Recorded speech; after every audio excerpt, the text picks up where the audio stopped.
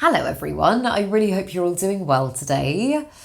It is a very gloomy day here today. It is pouring with rain, it has been all morning, and it feels very much like we are coming out of the other side of growing season, which I know we are, but it always just makes me a little bit sad. And I was trying to console myself by sitting down and doing some sneaky online plant shopping, which I know I should not be doing. So I was like, no, Claire, come over into this space, focus on what you've already got. And that got me thinking about some of the plants in my collection that just seem to not die and seem to just be fine no matter what I throw at them. So I've brought 10 over to show you in today's video, all of which I've had for at least a couple of years. Most of them I've actually had much longer. Some of them are some of my oldest plants. And honestly, I don't know how some of these plants are still going. I have been such a bad plant parent over the years to these ones. I've neglected them, I have underwatered them, I have overwatered them. And so, yeah, I thought they would just be really fantastic ones for those of you that maybe aren't that confident with plants, maybe just want things super low maintenance to add to your collection, very forgiving, or maybe you're a complete beginner. So yes, that is the plan for today's video. But first, if you're new here, hi, my name's Claire and this is Yoli. I make videos all about houseplant care, sharing tips and tricks I've learnt over the years to help keep your plants happy and healthy. And yeah, a lot of the plants on this list I actually don't talk about that much, purely for the fact that there is rarely any drama going on with them. They're just pretty chilled, pretty laid back, and I just think they are awesome. So yes, I hope you enjoy it. Let's get into it.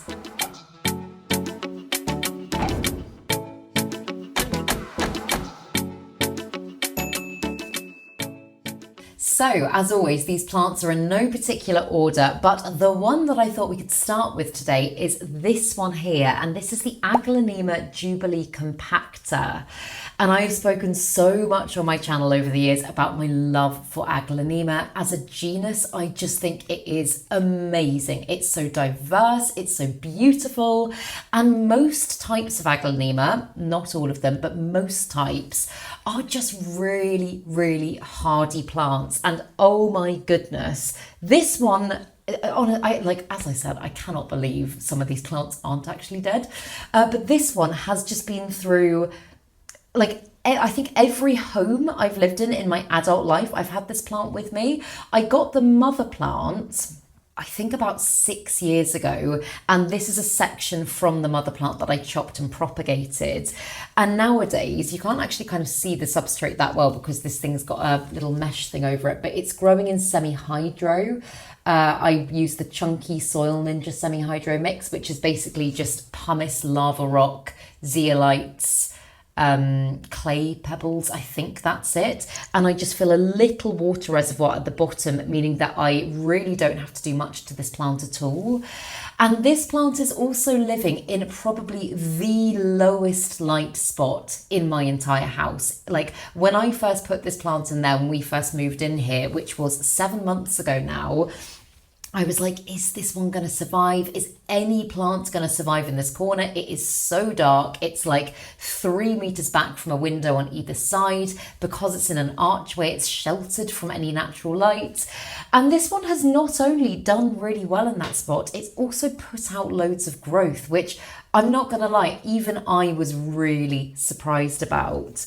So yeah, this one over the years has lived in never like direct sunlight, but it's lived in like bright indirect light, which I would consider probably the space I'm in right now to be. It's been in medium light, it's been in very low light, and it's also been in a variety of substrates. I've grown this one in soil and it did really well. The only reason that I really transferred this one to semi-hydro along with loads of my other plants is purely for the fact that when you do put plants into semi-hydro, typically your job as a plant parent becomes much less. You don't have to do as much to the plant. You typically don't need to worry about the root system as much. And yeah, so nowadays this one here, I water it, or I fill the reservoir up with water maybe once a month, if that. And I think because it is in such a low light spot, it's obviously not a particularly demanding plant. It's not that thirsty because it's not photosynthesizing quite so much. I think in an ideal world, to be honest, this plant would be getting a little bit more light, but I don't know, I just wanted some greenery in that area, and it's clearly not complaining. But I just love the foliage of this one. It's got such beautiful shades of green in it. The middle here is almost kind of bluey in colour, which I absolutely love. And I've actually compared Aglaonema to Calathea before, because I know Calathea plants have the most gorgeous foliage. They're very colourful, they're very unusual. People look at Calatheas and they just swoon, like everyone loves Calatheas. However, they can be quite difficult, quite finicky plants to care for. And I often say, if you love a Calathea, look for an Aglaonema with a kind of visually similar foliage, because a lot of the time you will be able to find them.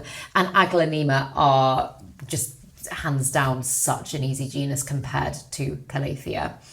So yeah, this is one that I feel like I will never get rid of. I, as I say, should probably give this plant some more love, but while it's looking so gorgeous and clearly not complaining, I'm kind of like, do I need to bother? It's happy. But the main section of mother plant that this one actually came from is living at my mum's house. And I've said it before, my mum is very much an outdoor gardener and is not always the best with houseplants. I think she just kind of throws some water on them whenever she thinks of it and doesn't really think much past that a lot of the time. And the mother plant is doing really, really well for her. So yeah, I would highly recommend this one if, I don't know, if you're a beginner, if you're giving a plant as a gift to someone. Yeah, if you just want something really, really easy to fill a dark corner, this one, yeah, I could not, as I say, recommend enough. It is just fabulous. And then this is one that I rarely talk about on my channel, and I know this is not a groundbreaking plant. Most of you are going to be like, oh, okay, it's fine. But it is a Dracaena sanderiana, I think is its Latin name, but it's commonly known as the lucky bamboo. And don't get me wrong, this plant, as I say, is not one that is like blowing my mind. However, it is a plant that I really do nothing to. I'm growing it purely in water, which over time is going to lead to the leaves probably becoming a little bit, like, as you can see, they're a little bit yellow and not as green and vibrant as they could be. But I've been growing this one in water for well over a year now, and it's been perfectly happy. I have intended to pot it up again. I think I'll probably go semi-hydro, but I just haven't got around to doing it yet. And meanwhile, the plant is kicking out tons of growth and is really seemingly really happy. I did actually notice as I was bringing it over to film this video that it's got a new section of growth that has popped up in here, which may mean I now need to smash this jar in order to get the plant out without damaging it. But again, that's just a little reminder that I should be doing more. But this is a plant that, again, over the years, I have grown in really quite low levels of light. It is incredibly resilient.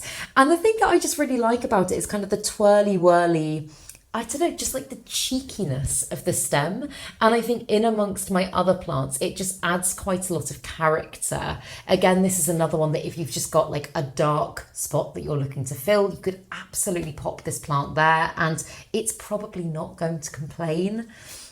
I have heard that people that grow this plant in soil don't always have the best experience, and I've actually never grown this type of plant in soil. I've grown other types of Dracaena in soil, but from my personal experience, I would say either pure water and add in a hydroponic fertiliser so the plant is still getting some nourishment, or, as I said, semi-hydro, and that is the grand plan for this one. The other real perk about this plant is that, at least where I'm from in the UK, it's one that is incredibly accessible. You can go to pretty much any garden centre and pick one of these up for a couple of pounds. And I've said it before, but with a lot of the plants in my collection, or not a lot of them, actually, that's not fair to say, but with some of the plants in my collection, I maybe don't love them hugely as individual plants, which I always feel bad saying when a plant is right here in front of me.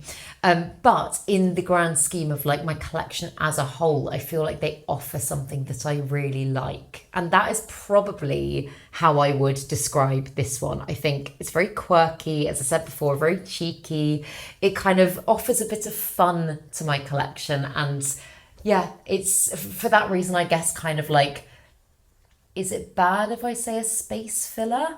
It is one that I like and it is one that I appreciate, but yeah, I just don't, I really don't do anything to it. So it does, this one very much does look after itself. All I have been doing is just waiting for the reservoir to dry out, and then the reservoir, the water in the bottle, that's what I'm saying, and then filling it back up again. And that is, yeah, that has allowed the plant to grow as it has at the moment.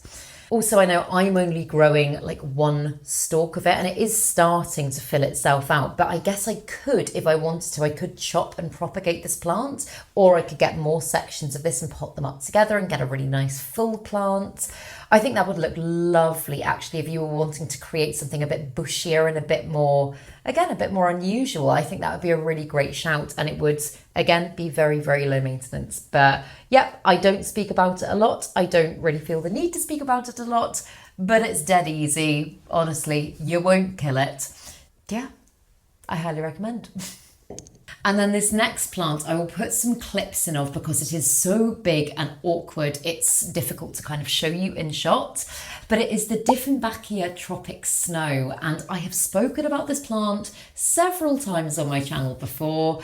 I got this one at my friend Emma's wedding. She basically, Emma Good Growing, most of you probably know her, she used houseplants instead of flowers and had this gorgeous botanical theme, and at the end you were able to buy the plants if you wanted to buy them. And I had been dancing around this one for pretty much the whole of her wedding, and I was like, it's so beautiful, and so I had to buy it for myself.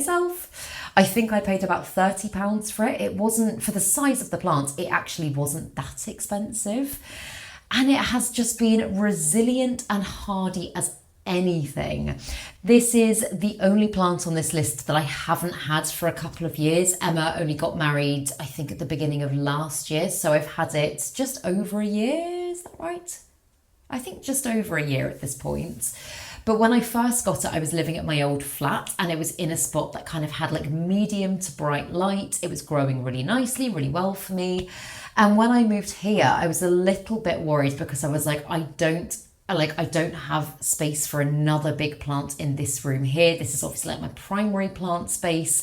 The living room was already starting to get quite packed. And I was like, I like the look of it there. I wonder how it would do. I wonder if I'm going to need to put grow lights in. And so far, I haven't needed to at all. It has been such an adaptable plant. And if I look at the way that the plant's growing, I can tell that it is adapting a little bit to its new lighting conditions, and like the most obvious way to see this is that it is producing slightly smaller foliage in the new growth that it's giving me. As I say, without adding in a grow light, because it is so far back from any window, that is normal. I could add in a grow light. I probably should add in a grow light, but nonetheless, the plant is happy, healthy, giving me growth and looking, as I say, looking very healthy.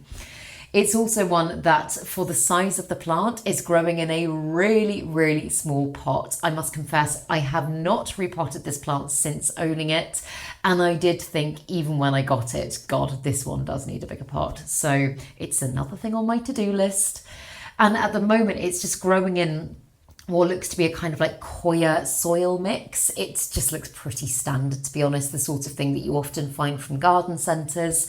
And again, I would really like to get this one into semi-hydro. I just think that would be a really fantastic, low maintenance way to grow the plant. Semi-hydro has so many benefits for plants. I've banged on about it before, but I just get the gut instinct that that one would be really happy there. So yeah, again, it's another one that is insanely adaptable when it comes to light. It doesn't need any special levels of humidity in my experience.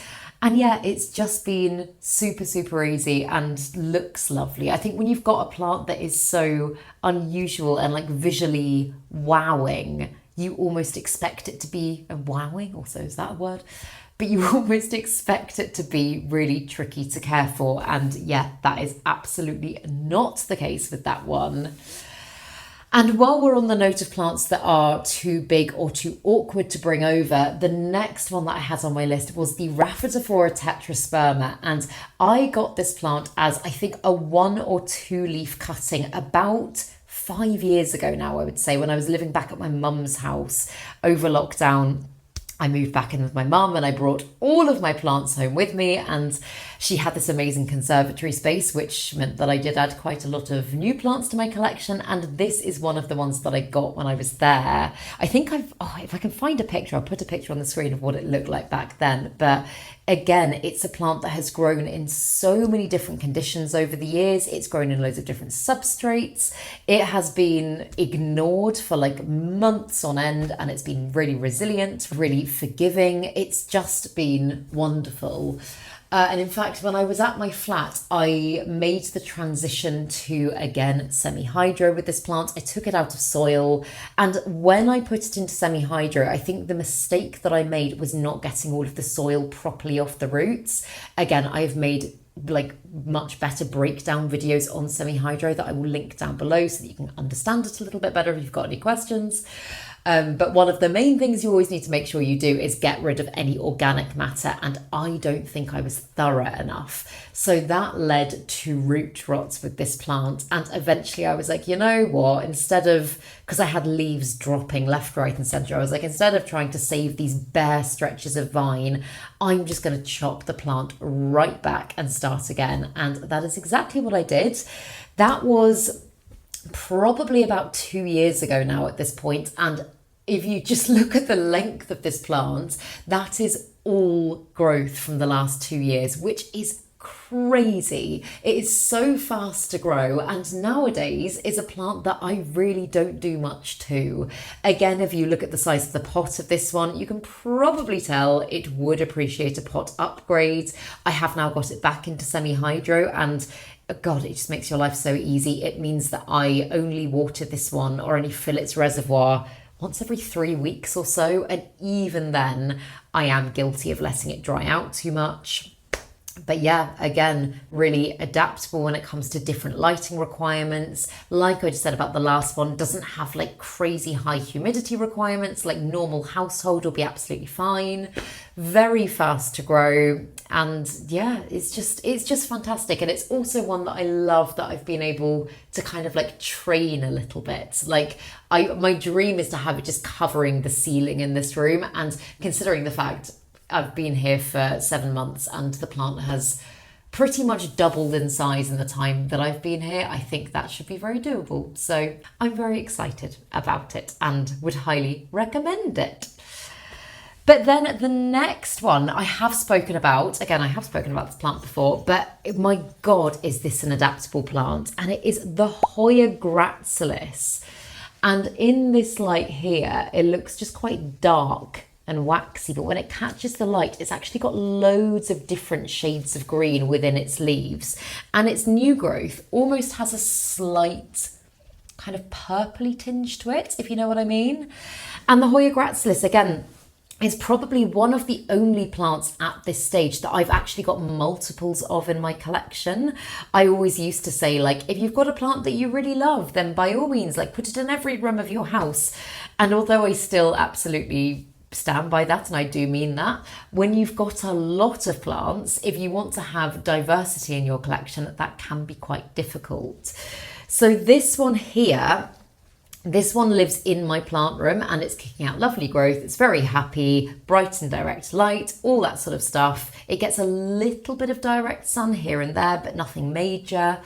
And then the other one that I've got of this plant, the duplicate, lives on, again, like a shelf that is probably one of the darkest spots in my entire house. I'll put clips in so that you can see, but it gets no direct light. It never gets direct sun, and I really do nothing to it. Like, I know it sounds so silly when I say, well, I really do nothing to it. Obviously, I will do something to all of my plants, but similarly to the Aglaonema that I showed you at the beginning of this video, that one I water once every 3 months or so. I think I've watered it 2-3 times since I've been living here, and a lot of the time I'll go and check that plant and be like, is it ready for a drink yet? And there'll still be quite a lot of moisture in the soil, so I'll just go, nope, not ready.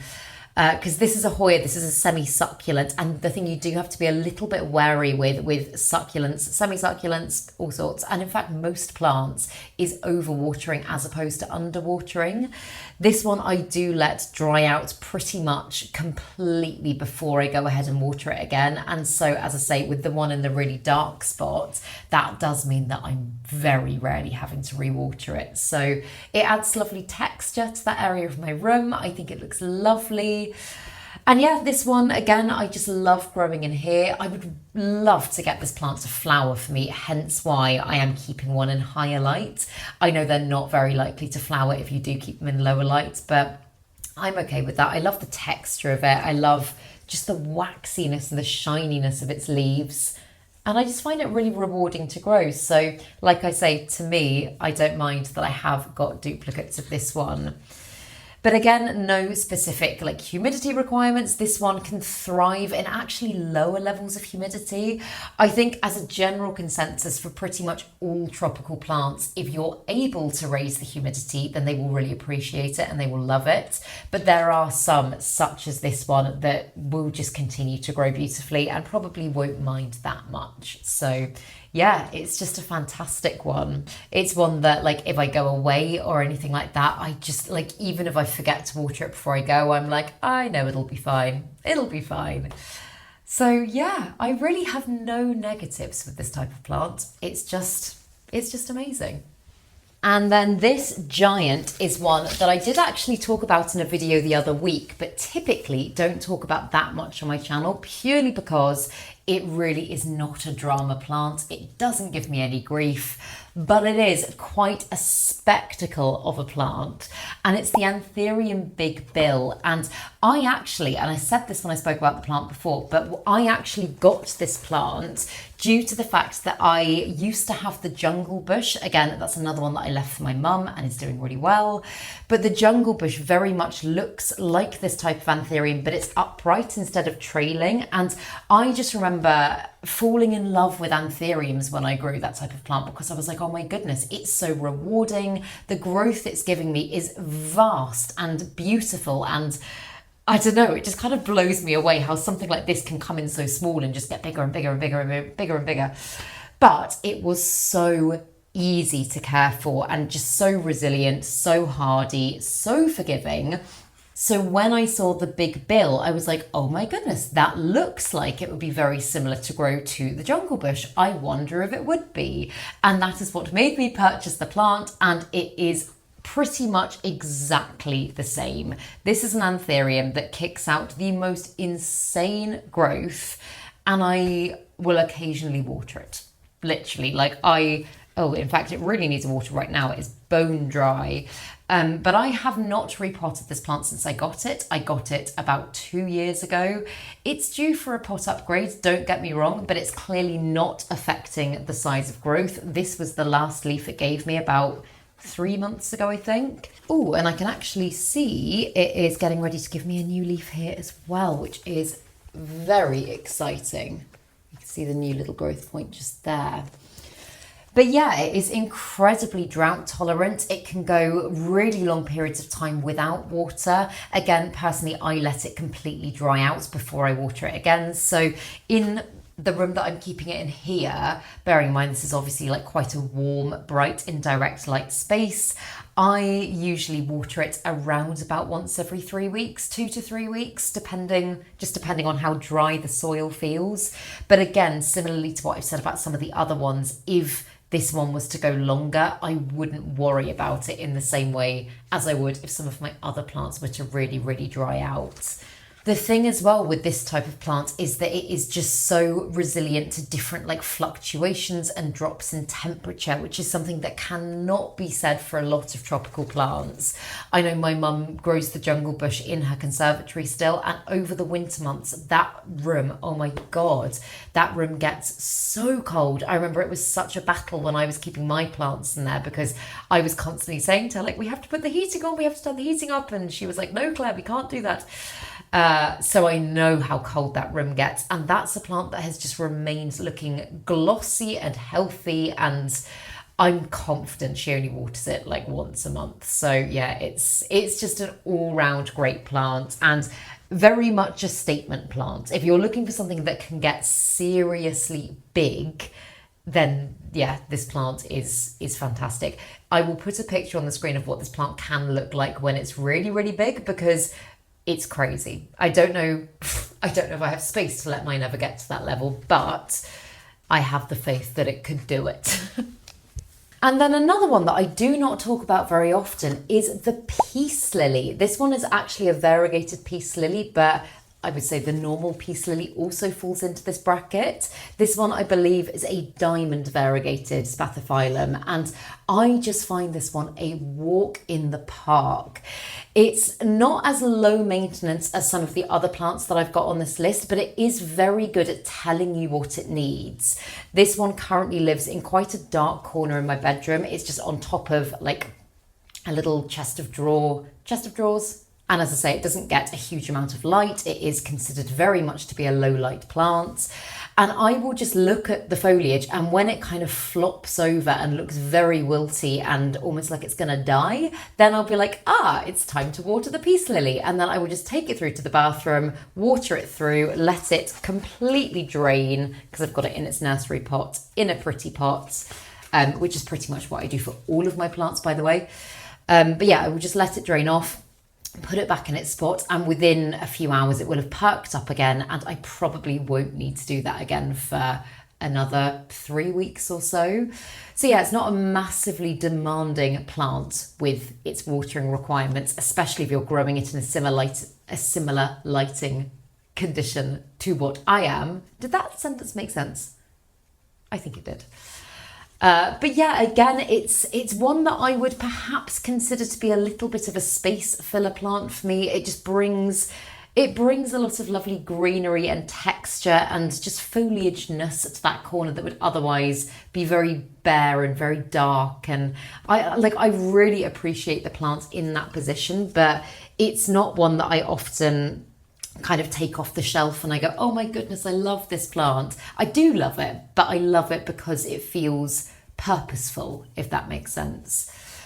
Again, this is one that I think would do very, very well in semi-hydroponics. I am currently growing it in soil. I'm pretty sure, in fact, this is the same soil mix that it was in when I first got it. I don't think I've repotted this plant, and it's probably very, very due for a pot upgrade.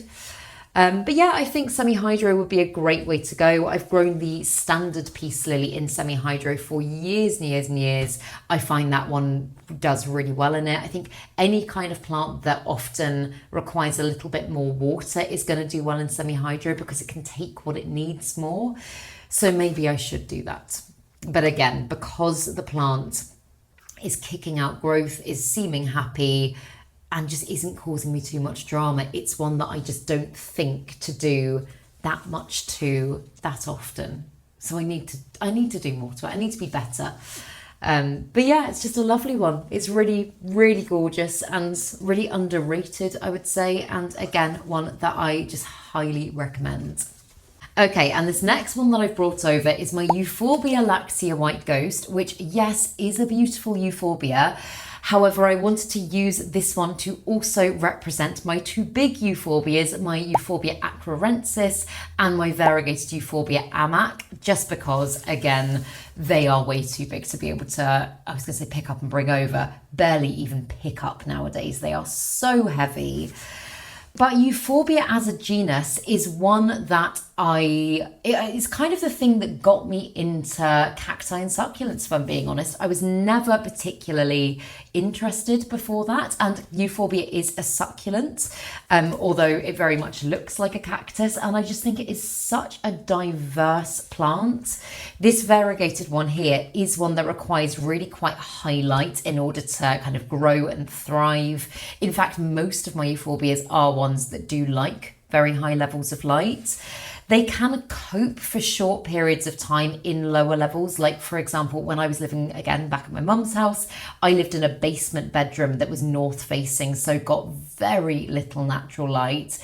And some of my plants, including my Euphorbias, did have to live down there with me for about a year. And they all survived. They all did really, really well. My Euphorbias, not all of my plants. But yeah, and then when I moved them into higher light spots, they did start kicking out growth. So they can do it, but it's not what I would recommend long term.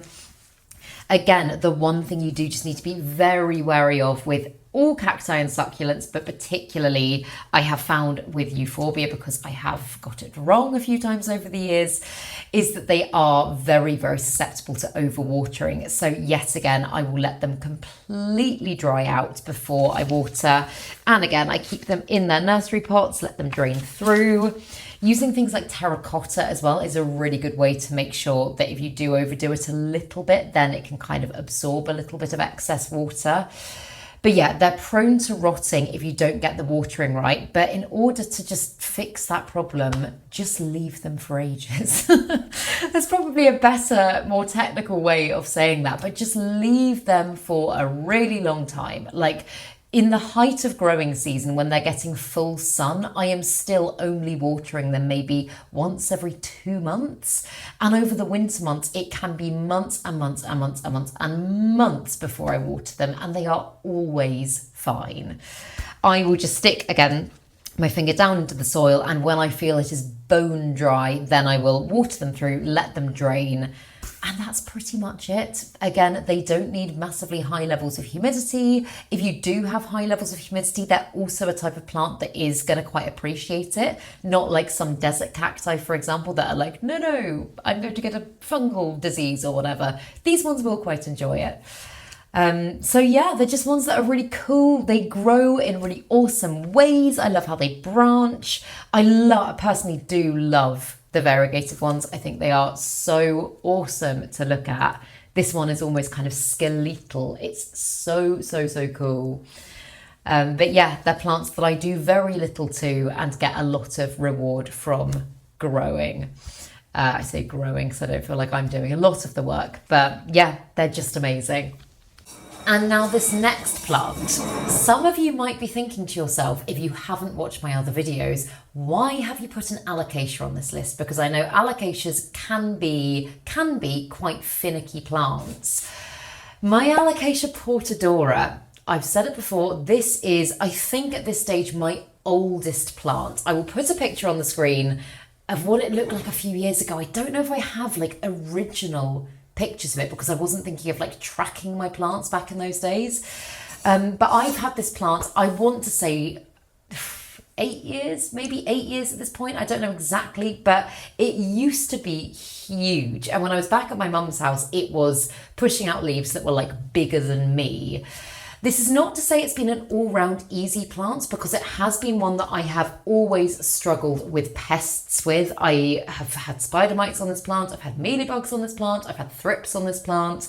However, when it comes to resilience and like bounce back ability, this one I would almost put at number one, because I have ignored this plant. I have chopped this plant right back to nothing so many times.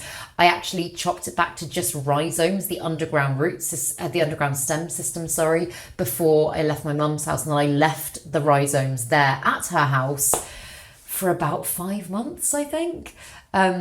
Not being watered, not being cared for, just in a dark room doing nothing. And I kind of expected them to have turned to mush when I went back to get them, and they were fine. So then I got the plant back again. And in fact, you can see at the bottom, the big original rhizome, that big thing in the pot just there. And then next to it are the bits of growth that it's pushed out since. But that was still growing from the original rhizome until I moved to the flat, and again was struggling with pests in this plant. So I thought to myself, on my last year at the flat, I'm just going to put this plant out on the balcony and I'm just going to let it do its thing. I'm going to hope that natural predators come and take care of the pests for me. I kind of felt like I was at the point of giving up, and over winter this plant stayed outside the whole time. It snowed, it froze completely solid to the point that when I brought it back in to see if it was savable, the soil around it was just like an ice block. And I thought to myself, I was like, surely this plant is now a goner. Like, how can it bounce back from this? As I say, Alocasias are ones that are known for being quite temperamental, and I was just like, clearly the plant's a goner. Nonetheless, I defrosted the plant and I did put it back in this pot, and I was like, I'm just going to see what happens. And when I moved in here, I noticed that it was starting to sprout, and I was like, no way, this is just blowing my mind. And now it is again turning into a pretty huge plant. I've got it in kind of a smallish terracotta pot, maybe about 16 centimetres. It is back in soil. I was growing it in semi-hydro before, and I might transfer it back at some point, but it seems to be doing pretty well in soil and in this setup. And again, like, it's just one that, bar the pests, which I'm finding easier to manage now that I've got back on top of like biological pest control, now that I've introduced lots of sachets of like predatory insects and stuff like that. I'm replacing them every 6 weeks, and it has been much more manageable. But yeah, it's just been a really weirdly easy plant in a lot of ways. So if you're maybe wanting to test the water with Alocasia for the first time, I would say this one and the Regal Shield are probably the top two that I would recommend. They are hardier than any other type of Alocasia that I think I grow. As I say, the downside with this one is the pests, but yeah, it can take a lot. It can take a lot. And yeah, I mean, I've obviously told you about all the outside stuff. In regards to indoors, it does like high light. It is a plant that will get quite leggy if you're not giving it enough light. Again, this is another one that I grew down in my basement bedroom for a while, and it survived. It did all right, but again, if I can find a picture, I'll put it on the screen. Its stems got so thin and stretched, and its leaves kind of flopped over, and you could tell it just wasn't happy, but it kept going, and it lived to tell the tale. So I kind of now am like, I want this to be a plant that I grow forever. I never want to part with this plant. I want to be able to say it was one of my first, and yeah, it's been on a big long journey with me. It's a plant that I really love, so it is one that I definitely recommend. Yeah, I only have good things to say about it, apart from the pests, but we're working on that. And then finally, this one is looking a little bit raggedy actually, but you know what? It definitely deserves to. This is another one that I've had for years and years and years, and it is my ZZ plant. And the ZZ plant is kind of like a more tropical looking Sansevieria in my opinion. It can deal with pretty much anything. It's known for being a super, super low light plant, which it is. I've grown this one in almost lightless spots over the years, which again, I wouldn't recommend, but it can take it. And again, I haven't repotted this plant probably in about 5 years. I only water it whenever I think of it, which is like sometimes every 3 months or so. Again, I can definitely count on one hand how many times I've watered it since I've lived here. And yeah, it's not looking as great as it could be, but I think all things considered, considering the fact it just sits in a corner in my spare bedroom upstairs, gets pretty ignored, I think it's doing pretty well. And I know some of you might go, Claire, if you're not really appreciating this plant and if you're not doing much to care for it, why don't you find this plant a new home? And you are very, very right. But I think when I'm such a plant hoarder, firstly, but when I have a plant that is this resilient and this forgiving, I always think to myself, there might come a time where I have a dark corner that I want to fill, and I'm like, well, I've already got this one. I know this one would be great. And I also do always think to myself, at some point, I will pour my energy into this plant and really get the best out of it. It's just one that, because it isn't in desperate need of it immediately, I don't always feel the drive to do it. But I do love the look of it. I think the ZZ plant is such a cool looking plant. I love how it puts up new growth. It comes up in these kind of almost like little spiral pods, and then the leaves all just kind of unfurl from there, and it looks really, really cool. Again, as I've already said, low light is what it's best known for, but it can be a low light plant, it can be a high light plant. Medium light is what I'd recommend. It can dry out to pretty much nothing, bone dry in between waterings, no specific humidity, it can cope with temperature fluctuations. It is just the hardiest plant ever. So yeah, I feel like all of these ones are just really solid plants in my collection. Ones that I was gonna say, like, I don't want to say take for granted, but I do take them a bit for granted, and I just know that they will always be okay. So yes, those are my recommendations for you. But if you have got plants like this in your own collection, please do comment them down below. I would love to know what your forgivable, unkillable plants are. What are you doing for them as well to help keep them low maintenance?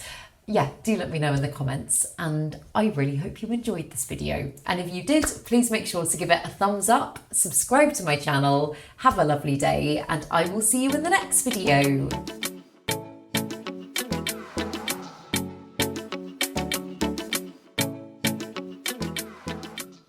Stay sexy, plant lovers.